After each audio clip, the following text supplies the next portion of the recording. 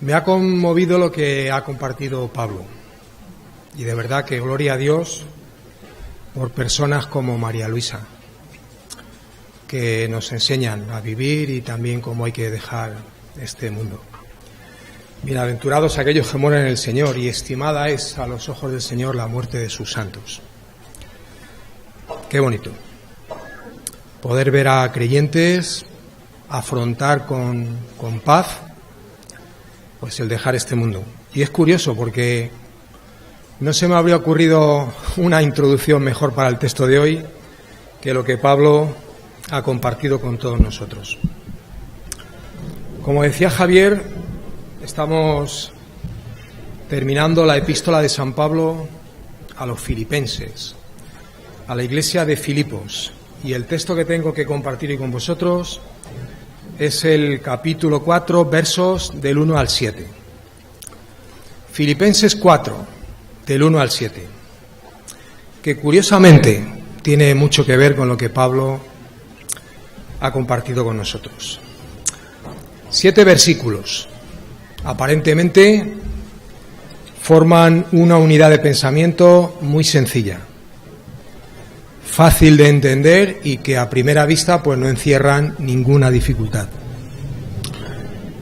Pero la palabra del Señor tiene la capacidad y el poder necesarios para sorprendernos una y otra vez.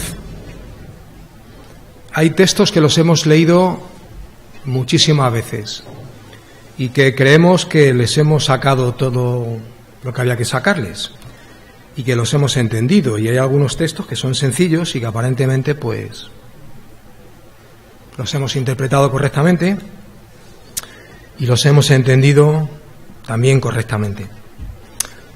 7 versículos que tengo hoy aquí delante de mis ojos, pero os adelanto que necesitaríamos un buen rato para sentarnos y hablar de estos textos, porque de verdad que hay muchas cosas que decir de estos 7 versículos, de estas palabras del apóstol Pablo.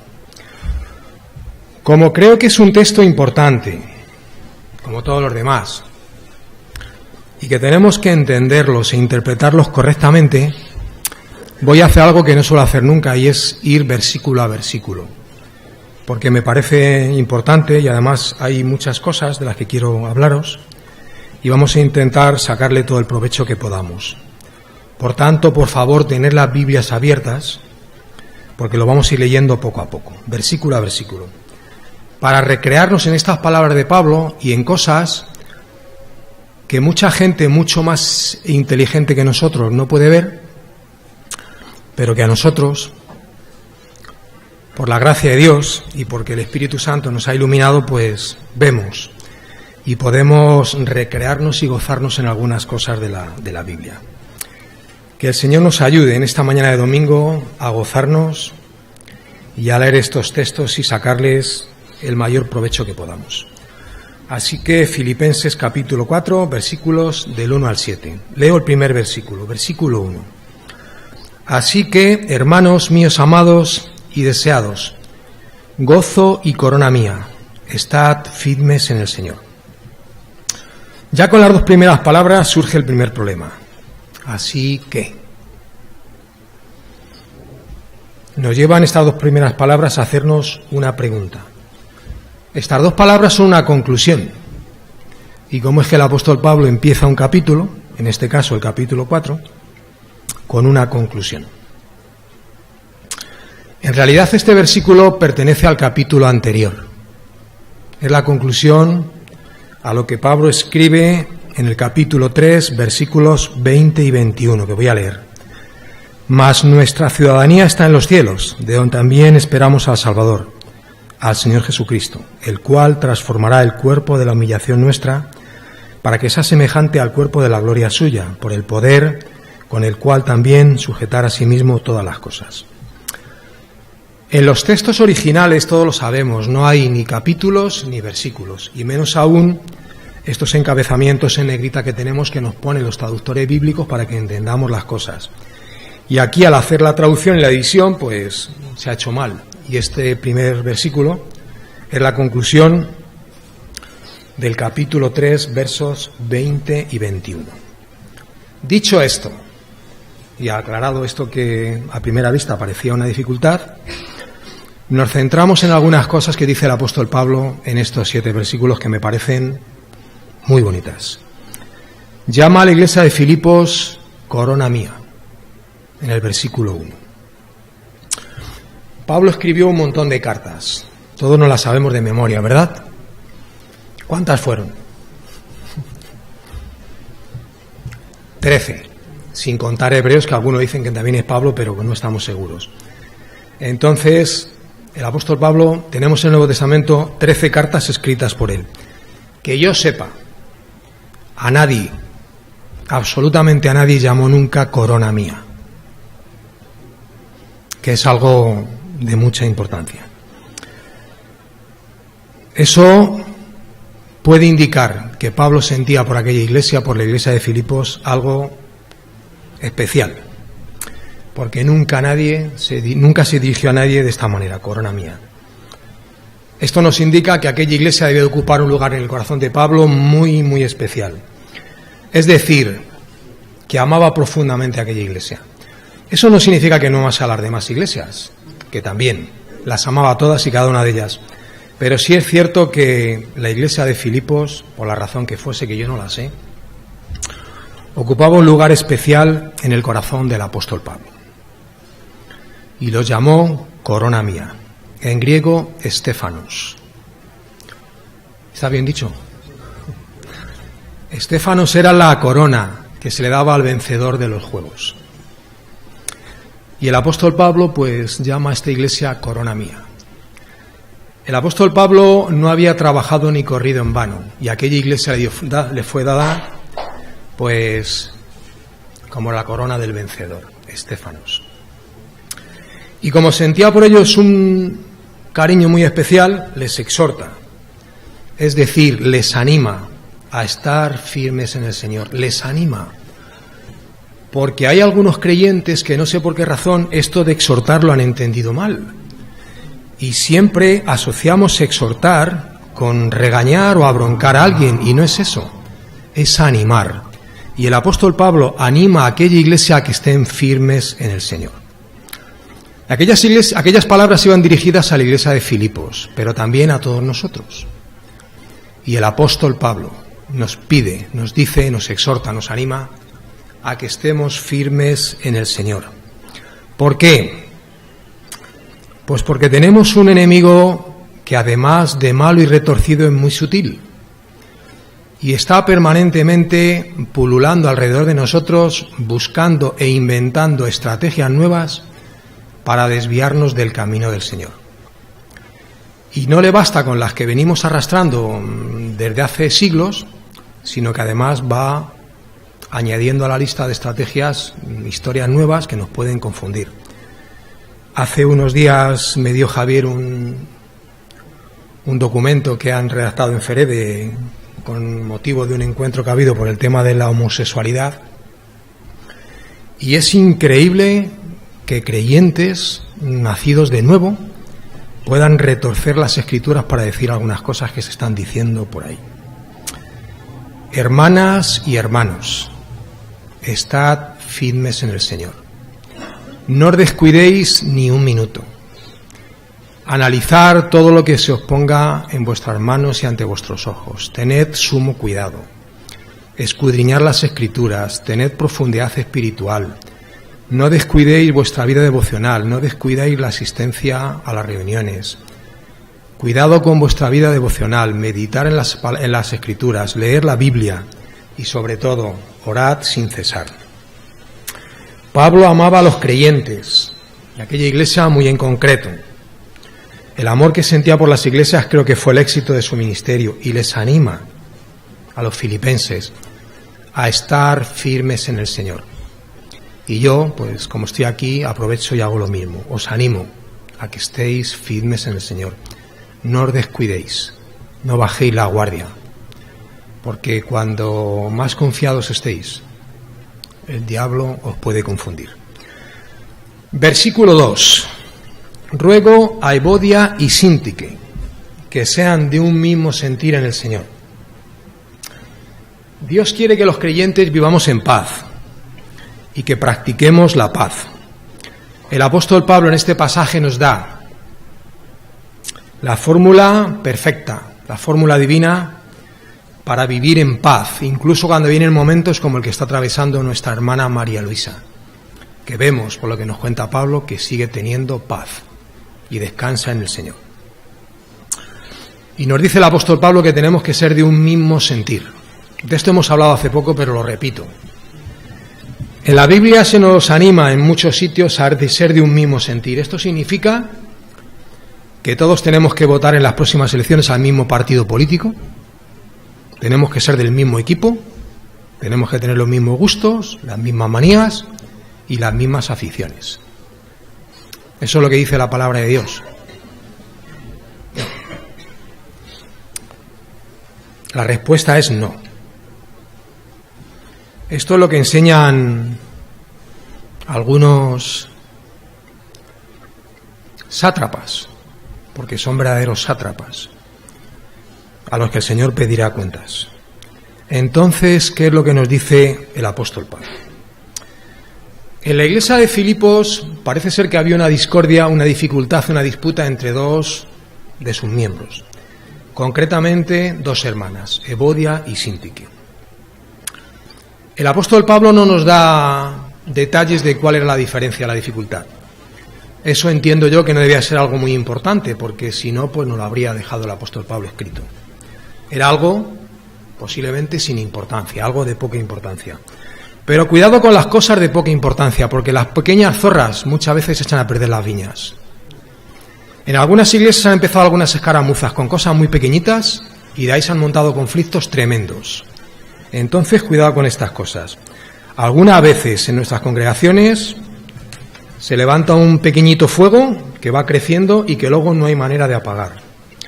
El gran apóstol encontró la manera perfecta y sencilla para acabar con este tipo de cosas. Ruego, no manda, ruega a Evodia y Síntique que sean de un mismo sentir en el Señor. En el Señor. El apóstol intenta resolver esto de la manera más gentil, prudente y adecuada que yo entienda, que yo conozca. Ruego, no mando, no ordeno, ruego. Si aplicamos esto a nuestras vidas, el apóstol Pablo, la palabra de Dios, el Espíritu Santo y el mismísimo Dios de los cielos nos dice que hemos de ser de un mismo sentir en el Señor. Y esto no significa que tengamos que ser todos iguales ni pensar las mismas cosas. Ahora, en las cosas del Señor, que son cosas santas, santísimas diría yo, un mismo sentir. Sentido común, profundidad espiritual, madurez, contar hasta 10 antes de decir ciertas cosas, cuidado. No estamos tratando con cosas, con cualquier tipo de cosas. En las cosas del Señor, sentido común, profundidad espiritual, temor de Dios, y cuidado con las cosas que decimos, que muchas veces decimos cosas y luego después de decirlas, pues quizás, Señor, no tenía que haberlo dicho. Pues cuidado con las cosas que decimos, ¿vale? Esto no significa que tengamos que pensar todos de la misma manera, ni siquiera en algunas doctrinas bíblicas. ¿Por qué? Pues porque algunos de nosotros hemos sido discipulados en doctrinas de corte más conservador que otros, pero en las cosas fundamentales, unidad, ¿vale? Y lo más importante es que todos hemos sido discipulados en el Señor, y en el Señor hay armonía, hay paz, hay afecto, hay amor, hay respeto. Yo tengo algunos hermanos en el Señor que creen en cosas que yo alucino de que puedan creer en esas cosas, pero en lo fundamental creen lo mismo que yo. Entonces, que tú crees que no hay milenio y el otro cree que hay milenio y que... Bueno, pues nada, pero eso no significa que no podamos estar de acuerdo en las cosas fundamentales. Versículo 3. Asimismo te ruego también a ti, compañero fiel, que ayudes a estas que combatieron juntamente conmigo en el Evangelio, con Clemente también, y los demás colaboradores míos, cuyos nombres están escritos, qué bonito, en el libro de la vida. Se ha especulado mucho sobre la identidad de este compañero fiel al que cita el apóstol Pablo, que no sabemos quién es. Unos comentaristas dicen que era Lucas, el médico amado, el que escribió el Evangelio de Lucas y el libro de los Hechos. Otros dicen tajantemente que fue Timoteo, y otros dicen que posiblemente era Epafrodito. Puesto que Epafrodito era miembro de aquella iglesia, posiblemente que se refería a Epafrodito. Pero lo más importante no era a quién el apóstol Pablo llama compañero fiel, sino que busca a esa persona, a ese compañero fiel, para mediar entre Evodia y Síntique, algo que la Biblia aconseja en varios sitios. Surge una dificultad entre dos personas, buscar ayuda en una persona madura, que haga de testigo, que os ayude, una persona con profundidad espiritual que os pueda sacar de ese atasco, ¿vale? Buscar ayuda en una persona independiente, madura, con juicio maduro y espiritual. Pablo dice que Evodia y Síntique combatieron juntamente con él. Y esto ha dado pie a algunos también para montar una doctrina de aquí tremenda. Algunos dicen que Evodia y Síntique, puesto que Pablo la llama colaboradoras, y otras mujeres que aparecen en otras epístolas, eran tan importantes y tenían la misma autoridad que los apóstoles. Bueno, pues con todos los respetos del mundo, pues no estamos de acuerdo con eso. Hay algunas personas por ahí que son muy habilidosas a la hora de retorcer las Escrituras y decir cosas que las Escrituras no dicen. Y os aconsejo que leáis el documento este que tenemos de Feré de hace unos días, porque dicen cosas que yo no las he leído nunca en la Biblia. Pero vamos, no me extraña, porque hace algunos años surgieron unos problemillas en algunas iglesias de Sevilla y de algunos pueblos de Utrera, Marchena, etcétera. Apareció no sé de dónde una persona, que por cierto era una hermana muy inteligente, con un conocimiento de la palabra de Dios que yo he visto a pocas personas, pero que tergiversaba las Escrituras para que dijesen cosas que no dicen. Y se montaron unos conflictos bastante grandes. No sé dónde está, pero parece ser que después de hacer bastante daño, pues desapareció del mapa. Cuidado con estas cosas. Evidentemente todos los creyentes son importantes para el Señor, pero a uno les ha dado unas responsabilidades y a otro les ha dado otras. El hecho de que Pablo llame a Evodia y Síntique colaboradoras no significa que fuesen o tuviesen la misma responsabilidad que el apóstol Pablo. Y voy a poner un ejemplo. Flor y Ruth colaboran con Javier, pero Javier aquí tiene una responsabilidad y ellas tienen otras, y todos están felices y tan contentos. Y lo más importante es que todos, Flor, Ruth, Javier, etcétera, estamos apuntados, escritos en el libro de la vida, que son las cosas que tienen importancia y no cosas que estamos inventando siempre para buscarle unas vueltas a la cosa tremenda. Versículo 4. Regocijaos en el Señor siempre. Otra vez digo, regocijaos. Después de la exhortación hecha en el versículo 3, que iba dirigida a unas personas concretas, Evodia y Síntique, y a la persona que les iba a ayudar, ahora Pablo se dirige a la iglesia. Regocijaos en el Señor siempre. Esto nos plantea un problemilla. Siempre.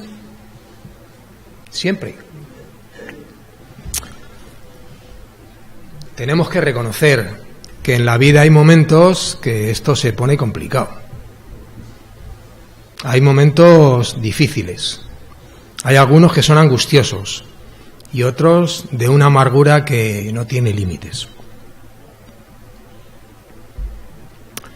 Hay momentos en que podemos sentir cualquier cosa menos gozo. Sin embargo, el apóstol Pablo nos dice siempre, y siempre es siempre. No es algo circunstancial. El gozo del creyente es algo permanente y continuo, que siempre tiene que estar ahí. Es posible que las dificultades de la vida nos tengan inquietos, desazonados, inseguros. Y hay momentos que por lo menos yo Hay algunas veces que tengo un problema y no soy capaz de quitarlo de la cabeza. Está de día y de noche ahí. Pum, pum, pum, pum, pum, pum. Es como ir 1, 2, 3, 1, 2, 3, 1, 2, 3 todo el día. Algunas veces es muy, muy complicado intentar hacer que esos pensamientos no nos asalten una y otra vez.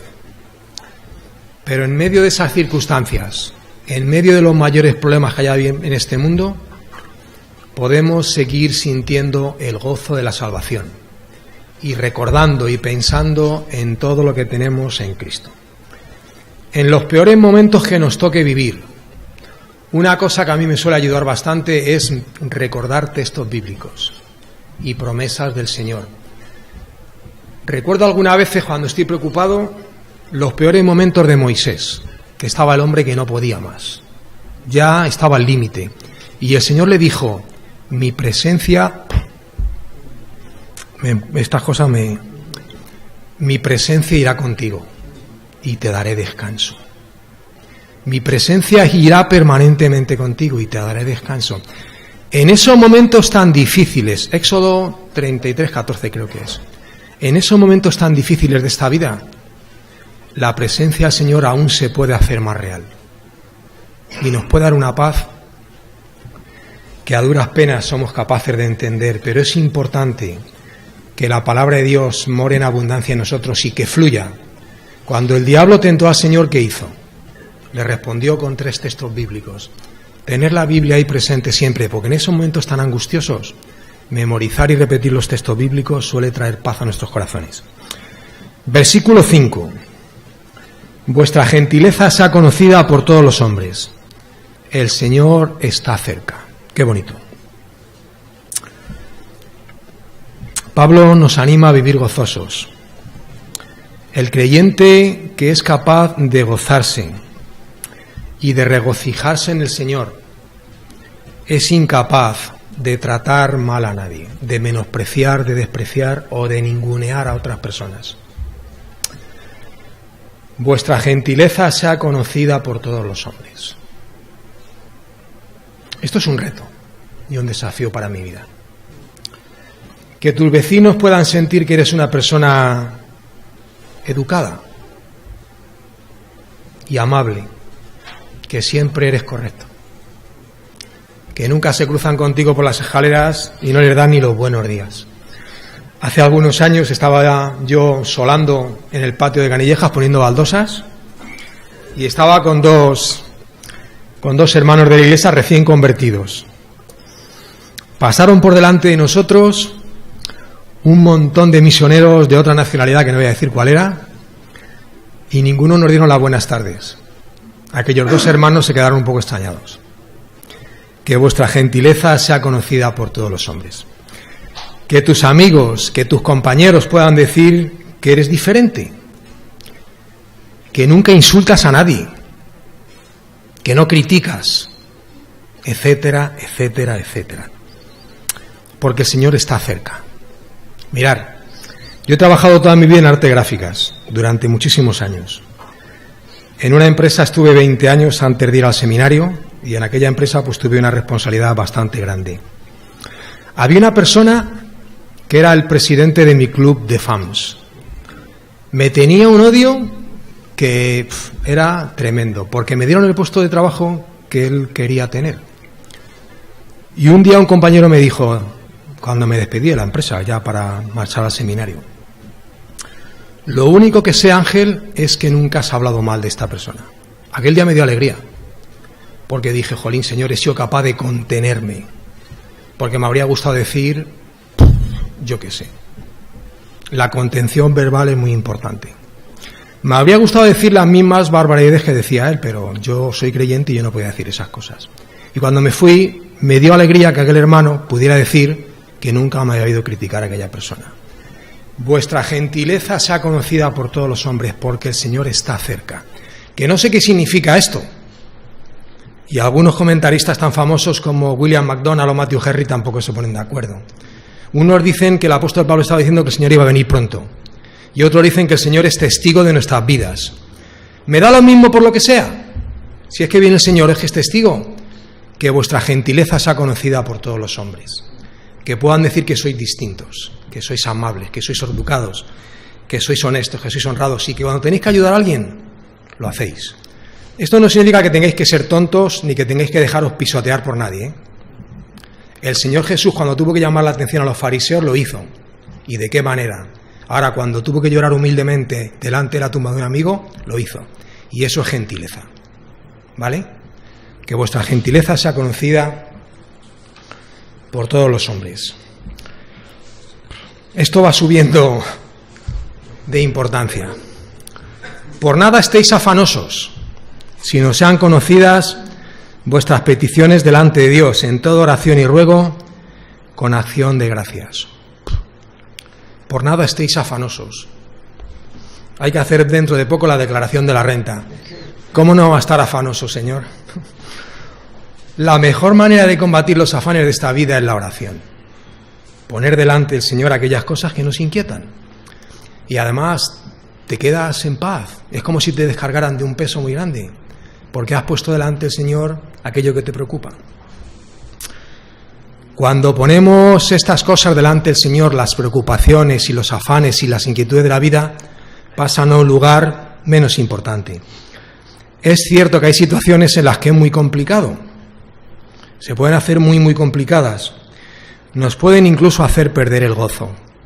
Y cuando alguien pierde el gozo, no penséis que sois malos creyentes. Es que algunas veces las dificultades son muy duras y muy grandes. Y hay algunas veces que no podemos hacer otra cosa nada más que pensar en lo mismo una y otra vez. Es cierto que hay momentos en los que ni siquiera parece que podemos orar con naturalidad, pero aunque no podamos orar con naturalidad, intentemos hacerlo, porque aunque nos parezca que no estamos centrándonos, eso trae mucha paz a nuestras vidas, ¿vale? La palabra de Dios nos dice que no tenemos que estar afanosos, y se puede conseguir. Entiendo que si no se pudiese conseguir, el apóstol Pablo no escribiría esto. Entonces, en medio de esas dificultades, podemos encontrar paz. Es difícil ser gentil algunas veces, actuar con gentileza cuando estas cosas nos están agobiando y nos están machacando en la mente, pero podemos hacerlo. Por nada estéis afanosos, sino sean conocidas vuestras peticiones delante de Dios en toda oración y ruego, con acción de gracias. Nunca antes en la historia se escribieron tantos, ni se vendieron tantos libros de psicología. En la actualidad acudimos a esos libros porque intentan ofrecer soluciones para las preocupaciones y las ansiedades de los seres humanos. Antes dije que la mejor manera de soportar estas cosas y combatirlas es la oración. El apóstol Pablo me corrige. Gloria a Dios. Dice que la mejor manera de combatir estas cosas es mantener una relación correcta con el Señor, que al fin y al cabo es muy parecido. La mejor solución para el afán y la ansiedad es tu relación con el Señor. Ser capaz de apartarte un rato. El mejor momento es por la mañana. Y aquí estoy, Señor, un día más. El pesado de ayer está aquí otra vez. Acudo a la cita pues porque sin ti no soy nada. Y necesito tu ayuda, y tu dirección y tu protección cada día. Y ahora pongo delante de ti esto, aquello, lo otro y lo demás allá. El apóstol Pablo nos dice que en lugar de gastar el tiempo en afanes y preocupaciones, empleemos el tiempo en la oración. Y menciona 4 elementos en este pasaje que son demoledores y que hay que tener en cuenta. Él habla de peticiones, de oración, de ruego y de acción de gracias. Podemos presentar nuestras peticiones con naturalidad delante del Señor, y hay varios pasajes bíblicos que así nos lo enseñan. Pedid los deseos de vuestro corazón, no pasa nada, podéis hacerlo con absoluta tranquilidad y normalidad. Oración personal y privada con el Señor, e íntima ante Dios con devoción y oración. Y dice ruego. Ruego y oración van unidos en muchos pasajes. Es la sencilla acción de ponernos delante del Señor y decirle: Señor, te ruego que me ayudes con esto, que no sé cómo saltar este obstáculo si tú no me ayudas. Y algo importantísimo, acción de gracias. Algunas veces nuestras oraciones suelen ser largas listas, por no decir interminables, de peticiones. Que no pasa nada, está bien, pero algunas veces confundimos al Señor con un autoservicio, con un supermercado. Te ruego esto y esto. Y claro, luego lees libros de este pastor de Corea que dice que algunas veces no recibimos las cosas porque no pedimos como es debido. Tú quieres un coche, pero tienes que decirle al Señor la marca y el modelo, incluso el color, porque si no el Señor no lo sabe y no te lo da. Hombre, por favor. Pero algunas veces de verdad nuestras listas de oración están desprovistas de cualquier acción de gratitud, y eso no puede ser. Y me pongo como ejemplo. Le he estado pidiendo al Señor una cosa durante mucho tiempo y me la dio. Y a la vuelta de un montón de tiempo me di cuenta que ni siquiera le di las gracias. Y me ha pasado varias veces. Y tengo que caer allí avergonzado y decir, Señor, te estuve pidiendo esto X y me lo diste. Gracias. Y gracias. Y gracias. Pues se me olvida. Entonces, oración, ruego, peticiones, pero acción de gracias, ¿vale? Y el último versículo dice, y la paz de Dios, la paz que hay en el corazón de nuestra hermana María Luisa, una paz que sobrepasa el entendimiento humano y que los creyentes algunas veces no somos capaces de entender. Cómo personas en situaciones como esa pueden vivir con paz. Y es una paz que procede de Dios. Y la paz de Dios, que sobrepasa todo entendimiento, guardará vuestros corazones y vuestros pensamientos en Cristo Jesús. Qué bonito. La oración es una práctica que produce paz. Aunque estemos en grandes problemas. Yo vi a un matrimonio de mi iglesia en la que estuve durante muchos años. Perder a un hijo con 10 o 12 años y estaban hundidos, pero tenían una paz que asustaba. Y esa paz procede de Dios. Es la paz que sobrepasa el entendimiento humano. En grandes dificultades, esa paz puede manifestarse en nuestras vidas. Cuando todos los problemas y todas las preocupaciones y todos los elementos hostiles han sido removidos en oración y puestos delante de Dios, eso trae paz a nuestras vidas. La clase de paz a la que Dios se refiere en este texto tiene que ver con un estado mental. El cuerpo puede estar hecho polvo y destruido, pero la mente está fresca y estamos tranquilos delante del Señor. No es la paz con Dios, es la paz de Dios. Aquella que dijo Jesús, la paz os dejo, mi paz os doy. Si nuestra voluntad es hacer la voluntad de Dios, tendremos paz. Paz absoluta y verdadera. Ahora, si sabemos lo que Dios quiere e intentamos hacer otra cosa que no es la voluntad del Señor, no tendremos paz. Y hay creyentes que están atravesando situaciones dificilísimas y viven con paz. Y otros que con cosas más pequeñitas no son capaces de tener paz. Y eso tiene que ver con la voluntad del Señor, ¿vale?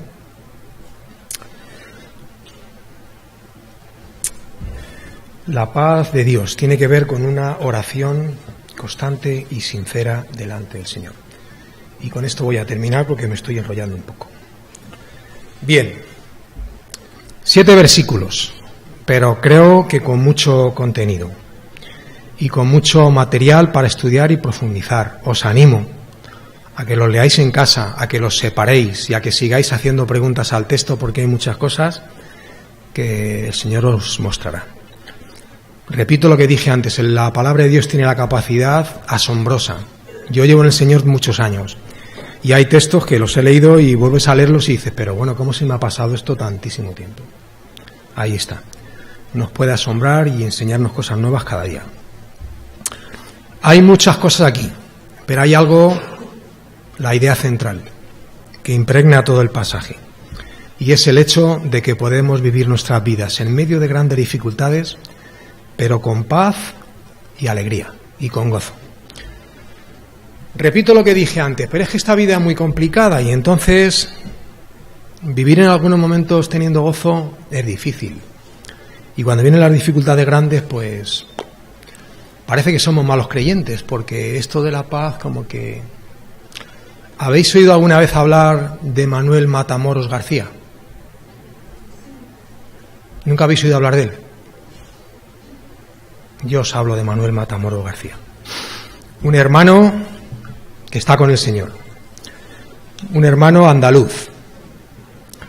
Nació en 1830 33 o 34, finales del 33 a principios de 1834, siglo XIX. En aquel tiempo estaba en España perseguido ser evangélico. Nació en un pueblo muy famoso, del que nos reímos mucho todos nosotros, de Lepe. Se hacen muchos chistes sobre la gente que nace en Lepe, en Huelva. Nació en una familia muy importante. Su padre era teniente coronel del ejército español y él pues siguió los pasos de su padre y ingresó en el ejército. Teniendo 20 y algunos años, hubo una especie de maniobras conjuntas entre varios países y le mandaron destinado unos días a Gibraltar. Un día que estaba de brazos cruzados, que no tenía muchas cosas que hacer, pues se le ocurrió la felicidad de asistir a una iglesia evangélica, una iglesia reformada en Gibraltar. Escuchó la predicación del Evangelio y, al igual que pasó con María Luisa, se convirtió al Señor. ¿Y de qué manera? A los pocos días después abandonó el ejército. Ya empezaron los problemas en la familia, imaginaros qué problemas. Tuvo que pagar una suma importantísima de dinero para poder dejar el ejército, porque si no, no se podía hacer. Empezó a evangelizar por las calles, empezó a estudiar la Biblia y a predicar y tal, y un pastor de una iglesia de Barcelona le pidió ayuda. Entonces fue a Barcelona a vivir y allí siguió con su tarea de evangelización en las calles. Pero mira por dónde le detuvieron las autoridades. Le juzgaron y le echaron 12 años de prisión por predicar el Evangelio en las calles de Barcelona. En la cárcel enfermó tremendamente. Y cuando le quedaban unos cuantos meses de vida, algunas iglesias de Europa empezaron a presionar a sus gobiernos, los gobiernos de esas naciones, concretamente Suiza, Francia, Alemania e Inglaterra, empezaron a presionar al gobierno español y le dejaron salir de la cárcel cuando estaba a punto de morir. Estuvo encarcelado un montón de años. Pero fue desterrado de España. Marchó a Suiza, a Lausanne, y allí está enterrado. Murió unos pocos días después de llegar. Los cementerios que hay en Suiza son los cementerios posiblemente más bonitos del mundo. No tienen vallas. Manuel y yo hemos pasado algunas tardes sentados en un cementerio viendo los textos bíblicos. No hay nada en el suelo, simplemente una piedra puesta en el suelo, así un poco inclinada, y casi todos con algún texto bíblico. A ver si adivináis el texto bíblico que hay puesto en la lápida de Manuel Matamoros García. Se citó aquí la semana pasada. Creo que lo citó Pablo.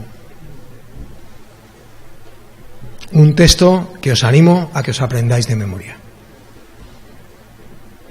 Romanos 8:18. Pues tengo por cierto que las aflicciones del tiempo presente no son comparables con la gloria venidera que en nosotros ha de manifestarse. Eso pone la lápida de Manuel Matamoros. Un hombre que pasó grandísimas dificultades, pero que nunca perdió el gozo en el Señor. Amén. Que el Señor os bendiga.